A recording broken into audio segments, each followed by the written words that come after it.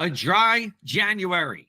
I'm Chief Meteorologist Joe Martucci here at driest 57. Welcome to our monthly Weather Roundup, our exclusive with the New Jersey State Climatologist, Dr. Dave Robinson, recapping the month of weather that was in New Jersey. We had a ton to talk about. Yes, it was dry, but I think the other thing you'd probably notice is how cold it was as well. We were below average for the month of January, continuing the below average month we saw in December. We put that in context for you. And we also talk about what all of this dry weather meant for drought in the state. And we recap those snow events as well. If you live in Cape May County and you're watching this, you probably liked all that snow on January 6th. This broadcast is brought to you by Community Options Cupid's Chase 5K in Lake Como, taking place at Bar A. Really good place, by the way. On Saturday, January 8th, you can still sign up for the Cupid's Chase 5K in Belmar. We'll have more on that in the episode.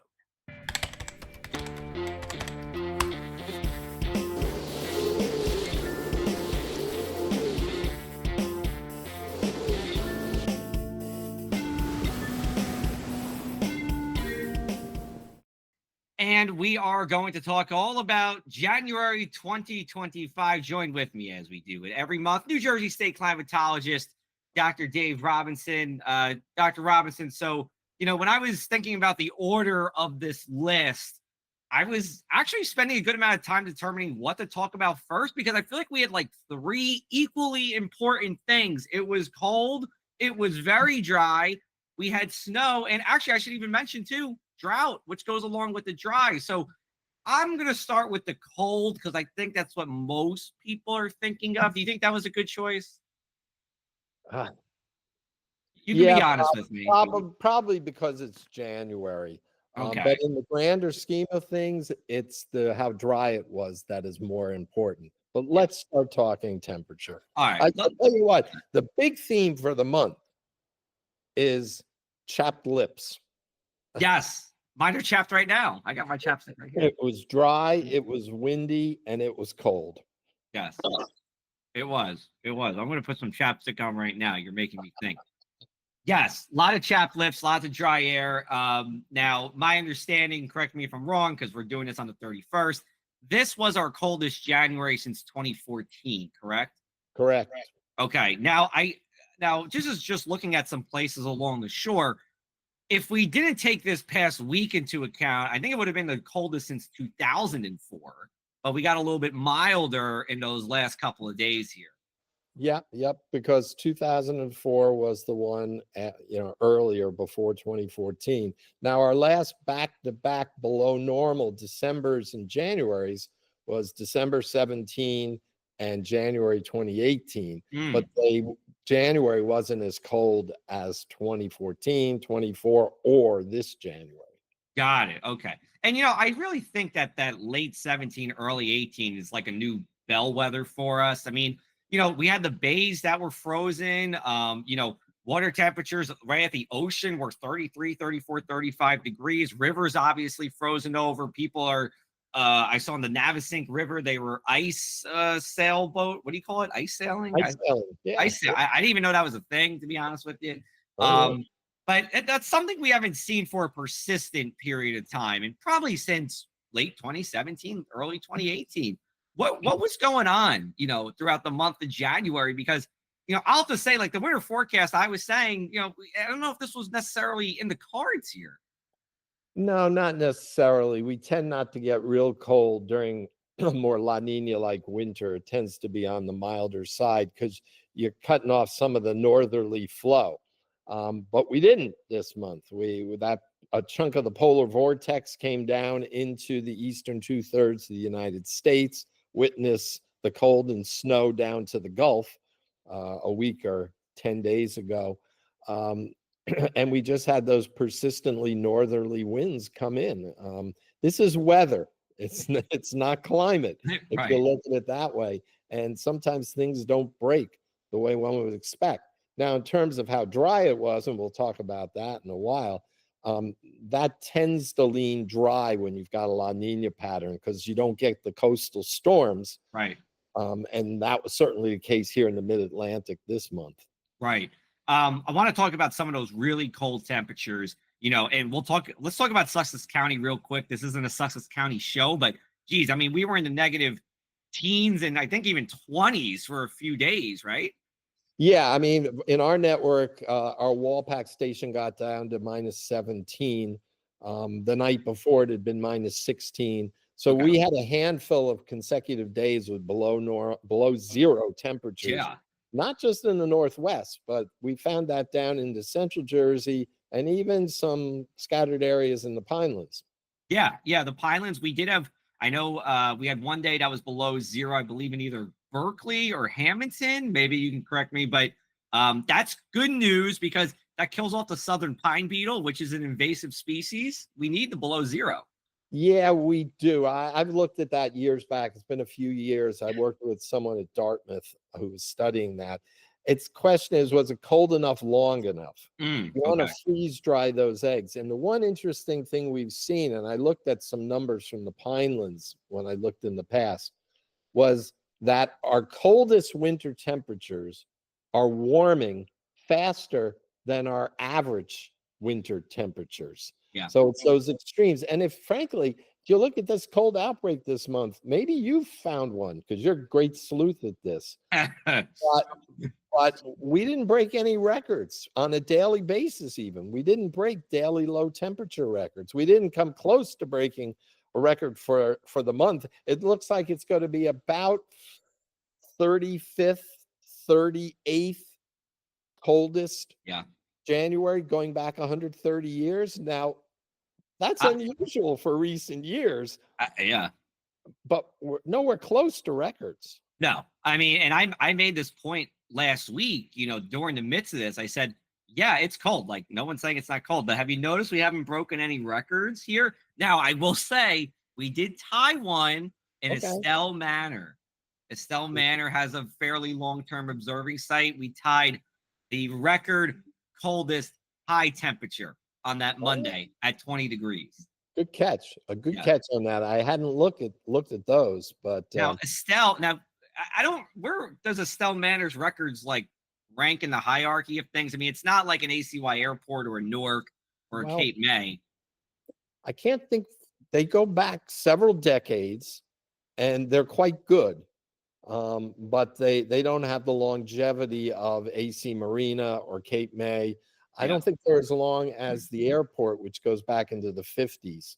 Right. But this is a cooperative observer station for the National Weather Service, a very dedicated observer. Yeah. Yeah. So, it's a record. It's a legitimate record, but that was the only one. I mean, just feeding into your point. I mean, Right. in this climate changing world that we have and continue to see, yeah, it's going to get cold, but that record cold, we didn't really see any, but we'll get record highs at some point this year. It'll happen. Yeah, we're getting soft. I guess that's Yeah, what we're it getting is. soft. Exactly. Hey, I have a stat for you. This kind of blew my mind. So on um yesterday, no, what was the mild day? Wednesday? Wednesday. We got up to 50. Well, we got to 57 at Oh, I saw ACY. you. Okay, I know. Go ahead. You know Yeah. what I'm going to say, huh? Uh-huh. So we got to 53. That was the latest in the year we got a 53 since 2009. That Yeah. seemed kind of crazy. I mean, I don't know. That seemed kind of crazy, but I looked at the records. We get into the 50s on like New Year's Day. There were a lot of New Year's Day. That's all I'll say. Yeah. Yeah, I mean, your average high is in the low 40s. You get near the coast, maybe the mid 40s. So you'd think sometime during the month, you're going to have a day. And we know winter temperatures are much more volatile. The colder is cold, your differences from normal are much greater, positive and negative in the winter than Yeah. your summer temperatures. If you're 5 above or 5 below in the summer, that's the equivalent of like being 10 degrees above or 10 degrees Sure. below in the winter. Sure. So I agree with you. That is kind of interesting. But yeah, we had several stations get up to 56 degrees. And that's going to be the warmest we saw in the state in January. So no 60s. That was going to be my next question. No 60s. How you probably don't have the stat, but like, is that unusual? I would say that's a little unusual. I don't have the stats for that, but Okay. it's kind of unusual. Yeah. Okay. All right. Let's keep it on the cold train here, but we'll go towards the snow. So we did have a South Jersey snow special. Then we Mm. had two normal New Jersey-ish kind of snow events, right? So January, excuse me, I'm still recovering a little bit from a Yeah. virus after the American Meteorological Society conference, which happens to me almost every time. Anyway, January 6th. Man, that was a really good snowstorm. If you were like from like Ocean City down to Cape May, maybe like Summers Point. Otherwise, it was just a light snowfall. But people were thinking, in the weather world, we're thinking of the winter of 2009, 2010, where we had Snowmageddon in DC, Baltimore, right? I mean, obviously that trend didn't hold, but it was a pretty cool storm for those of you who are watching, down south. That was a good storm.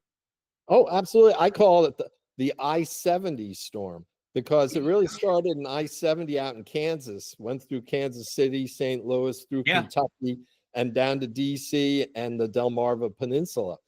And it clipped South Jersey. People Yeah. need to look at a map and see that Cape May County is about same latitude as Washington, DC, Correct. Baltimore corridor. Yeah. And it was a storm that didn't make that left turn up the coast. It just went straight out to sea, Yeah. and with that, areas to our south even saw a little more than Cape May. You got down to Lewis, Yeah. southern Delaware, over into the DC area. Saw quite a bit, as well as out in West Virginia and such. Yeah, everywhere, and this is according to your website, climate.rutgers.edu. It was 4+ inches from like Galloway and Atlantic County to Vineland and south. That was like the 4-inch line. But you go up to Monmouth County, where I am. I mean, we had like an inch, and that was true for most of Ocean. It was Yep. really just a lower, and it was 6+. Once you got to what people would say the Cape May bubble, Dennis, Sea Isle on south. It was cool. I love when my Cape May people get their snow. That's always good. Well, they don't get it all that often. No, they do not. And we'll kind of segue into the other two snow events. We had one on the 11th, one on the 19th. Anything you want to add for the Jersey Shore on that one? Nah, they weren't too notable. But the ground became white, and with the cold air, it stayed around for a while. People say people who love winter weather and all, if it's cold and there's no snow, you say it's a waste of cold. Yes. And it was borderline there. Yeah. Really up central and north for a while. My neighborhood, we had 3 inches of snow that stayed on the ground for 8 days, and it barely budged because temperatures stayed below freezing. Right. And it was great. Got out on the cross-country skis. Okay. Okay. I was wondering, did you get out on the skis? That's good. So, Yeah, you should have went down to Cape May after that January 6th one. You skiing down Washington Street Mall.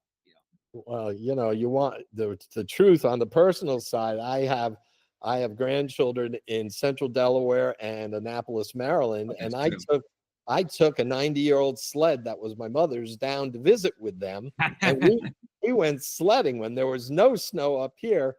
I was sledding with these 2, 4, and 6-year-old kids down there. So I went south to see the snow, just like everyone along the coast had. That's right. Exactly. Yeah. So the kids enjoyed their snowing with their grandpa. It was absolutely. I think we both enjoyed it. We all enjoyed it equally. Yeah. Equally. That's good. A good family bonding moment. I'll just say the 19th, just real quick. That was like kind of your classic nor'easter rain snow line kind of storm. Like most of Ocean County and Atlantic and Cape, they saw less than an inch. You go to Monmouth, getting closer to the turnpike, it was like 2 to 4. And then once you went northwest of the turnpike, it was more like 5 to 9. Now, this wasn't a huge storm, right? But that's like kind of that stereotypical Jersey kind of cutoff that we saw. So, yeah, absolutely. We couldn't let the Cape May bubble folks take all the snow. Yeah, right. The Cape May bubble folks, I don't know what day it was. I should have researched this, but I just thought of it. They almost had Bay effect snow. I don't know if you saw this. The clouds were like just missing it to the south. Like, if it was a little bit north, maybe you got a few flakes out of that. That would have been cool. Yeah, and there were some good ice flows for a little while in the bay. Yeah. hugging the coast, but even a satellite imagery showed some out in the middle of the bay, and an ice product that's put out primarily for Chesapeake Bay, but goes and shows Delaware Bay as well. Yeah. Showed quite a bit of ice, particularly in the northern end of Chesapeake Bay, north of the Bay Bridge. I saw that. For that goes quickly with this warm up and all, but there's still no doubt some hanging around there along both those bays. Sure. Let me ask you this last question, then we'll go to break. With the ice, right? Was that something that we did see on an annual basis and we're just not anymore, or is that just kind of weather being weather? It's a little bit weather being weather. We're seeing it with less frequency, but it still wasn't an annual occurrence in the past. Okay, got it. Good to know. All right, we're going to take a break. We have a lot to talk about on the other side. We're going to talk about our dry January, drought, and more. Stay tuned, everyone. We'll be back with your January 2025 monthly. Whether for love or for fun, join us at Bar A in Lake Como for Community Options Cupid's Chase 5K on Saturday, February 8th. Your entry fee supports housing and jobs for people with disabilities. The Lake Como Run is one of 48 races held simultaneously in 13 states on that day. The race will begin at 10 a.m., rain or shine. The race is fully accessible, plus pet-friendly. All participants will receive a drawstring bag and a medal, as well as t-shirts as supplies last. That's Saturday, February 8th for Community Options Cupid's Chase 5K. Sign up at www.runsignup.com/Cupid's Chase 5K Lake Como. That's www.runsignup.com/Cupid's Chase 5K Lake Como. Welcome back, everybody. We are recapping the month of January, a very busy month for us here in the state of New Jersey. And joined with me, New Jersey State Climatologist, Dr. Dave Robinson. All right, so we talked about the cold, we talked about the snow, but really, as you kind of said, the biggest thing was how much it didn't really snow or rain and how dry it was. A lot of people like to do dry Januaries, to kick off the new year. No drinking for the month. Mother Nature kind of like took the cue out of our book and formed it in her own mold. So, hey, that could be your headline for your monthly recap that you write. Yeah, I think I'll go with chapped lips. Actually, Yeah, all right, that's fine. Chapped lips is good too because my lips have been chapped for weeks. But anyway, you told me right before this episode. Looks like we're the third or the fourth driest. Now we're recording this on the 31st. It is raining on the 31st. You want to, how much of this is going to count towards the climate record? And could you explain that for people in like 20 seconds? We don't need to dive into it. The fact is, most of the observers in New Jersey, our co-op observers, observe in the morning. So say at 8 o'clock today, they record that data for the 31st of January. Anything that fell after their observations this morning gets recorded tomorrow morning as February 1st. So, but the airports are midnight to midnight. So ACY and up Newark or whatever, that will be whatever falls throughout the whole calendar day of the 31st. So it's going to tick things up. A couple hundredths of an inch fell earlier this morning. And now we're going to have a little bit more. So let's just say it was a very dry January. It's going to come in third or fourth driest. I don't think nearly enough rain has fallen today to bring us up to fifth. We're going to be running just about an inch for the month. And we normally get closer to 4 inches. Yeah. So the beat goes on. We were wetter in December and November, but they were both still below normal. And then, of course, October was a shutout. Yeah.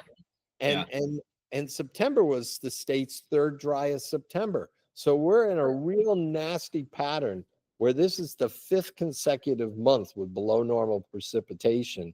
And it's sneaky. There was snow. So people think, and the ground was snow covered. So, we had precipitation. There was no mud because it was too cold, Right. whatever we normally see. But it was because it was frozen, not because there wasn't rain to make mud. I mean, everything, we had enough drought conditions in the fall to raise people's awareness. So hopefully that's carried on. But in the winter, drought can be sneaky. Yeah, and just feeding into that point too. I think when you look outside and it's gray and it's cold and it's dry, I don't know. You're just not, I mean, dry, yeah, but I guess you're not really thinking of drought, right? I mean, usually you're not in winter, it's just not on your minds. But you're right, it's sneaky, and I said this, I was writing this in a short local column. I said there's really no signal towards a very wet February. Maybe it's average or whatever, but once we get into March, that sun's strong, it starts pulling more moisture out of the ground. And let's just go into drought here. We'll spend a good amount of time on this. We did actually, and I should say you're on the committee to help say what the status is through the United States Drought Monitor. We actually improved a little bit statewide that first January or that first Thursday in January, which was the 7th, stayed steady for 2 weeks. And then this past Thursday, the 30th, we kind of worsened again. Now, for us at the Jersey Shore, where we're primarily doing it, it's been fairly steady, right? Right. We're in that extreme drought, a level 3 of 4 from about Ocean County down south. But for like central Jersey and I think like northeast New Jersey, it worsened there. Either way, the point is New Jersey, all of New Jersey's in drought. It's been in drought for a while. This didn't help. 68% of the states in that level 2 of 4 drought and extreme drought. 34% of the state is in an extreme drought.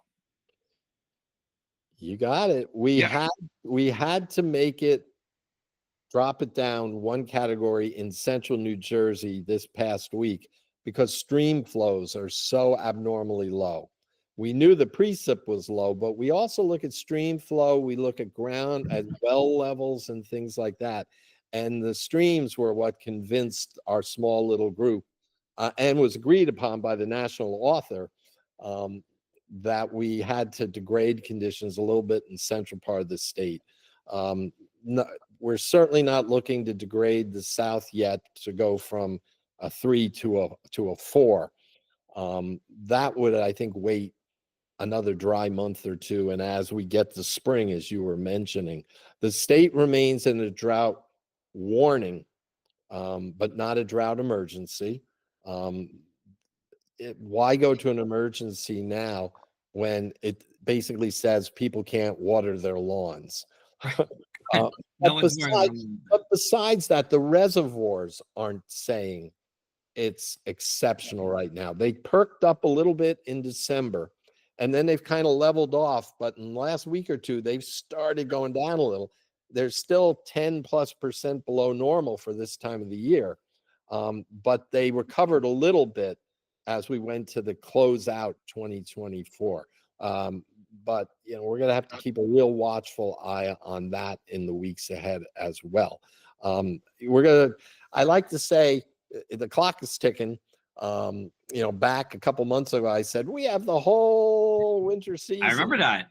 Things up. Well, now we're halfway through, and it hasn't helped that much. But the window is closing for us to fill these reservoirs by spring, but it's by no means closed at this point. We still have a couple months.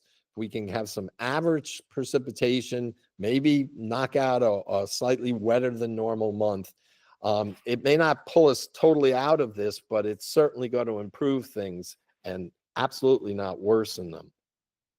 So, two thoughts, or a thought and a question. So my statement would be, it's kind of a shame that we're not getting this precipitation now where we could it's easy to fill up these reservoirs because, water usage is down. There's not a lot of evaporation, right?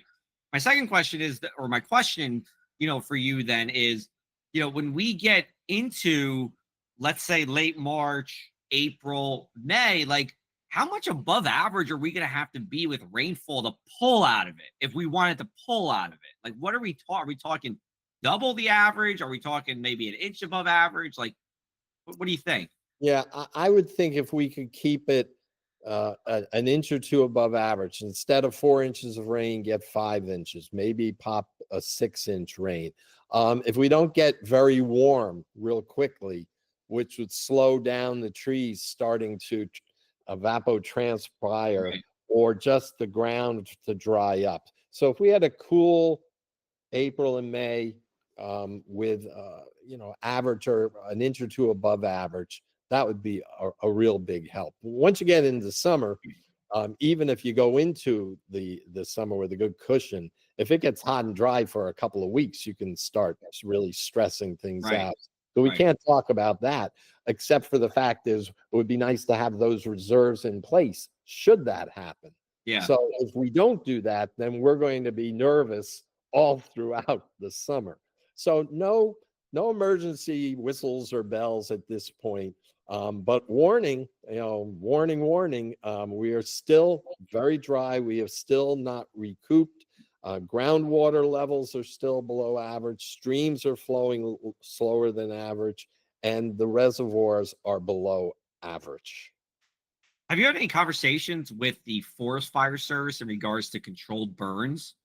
Uh, And yeah, Yeah, we actually have a tool to help them assess that for controlled burns, and that is going to be a question as we get over the next couple of weeks. right. They can look and see how dry it is, how windy it is, how much precipitation we've had. Um, they they can if they can get a rain on a Saturday that wets things down. They could do a controlled burn on a Monday or Tuesday, even if we haven't had abundant rain. But otherwise, it's going to stymie any controlled burn, which only can portend more problems potentially should the dry weather continue into the summer. So Right. these controlled burns are wonderfully managed as best as possible, and they're certainly useful in getting rid of debris, fuel on the forest floors. And it's usually springtime is when it's best to do that to get rid of what came onto the forest floors during the winter and the previous autumn. Sure. And then with the drought, so we're in a drought warning right now. You said the next step, if we need to go there, is a drought emergency. When was the last time we had a drought emergency? And are there steps within the emergency, or is it like once you're in the emergency, water restrictions everywhere? The last time was 2002. That was statewide. It doesn't have to be statewide. And as you said, there can be different restrictions imposed during an emergency on how often you can water, if you can water at all, and other things of that nature, to the point where it could even go down to water rationing in the worst case scenario. So yes, there are qualifications within that emergency spectrum, and that's determined by the Department of Environmental Protection in coordination with the governor's office. I was actually reading one of the executive orders, and you couldn't even serve water at restaurants unless asked. Do you remember that? I don't. I mean, I was young, but I don't remember that. Yeah, well, I can remember living up in Northeast Jersey back in 80, 81, and we had water rationing within what was called the Hackensack Water Company at that time. And we were told only 50 gallons a day per person, which Huh. may sound like a lot, but it's not. Yeah. And at that point also, we didn't have the low flow dishwashers, washing machines. They were trying to get people to put shower heads in with lower flows. Right. That was only a portion of the state, and the state has integrated their water systems better since that time, hopefully keeping us from that in the future. So that was a rare situation, and no one ended up being fined, but you started hearing talks about fire hydrants not having water in them and having to pump water out of ponds if there was still water in ponds to fight fires. And we're blessed in New Jersey by having relatively equitable distribution of rainfall during the course of the year, which doesn't always come, but it means that if it's missing this season, it can come next season. Right. As we've seen all too painfully in the last month out in California, it didn't rain since last April, and then it didn't, and it's normally dry till November. The problem was it stayed dry in November, December, and January.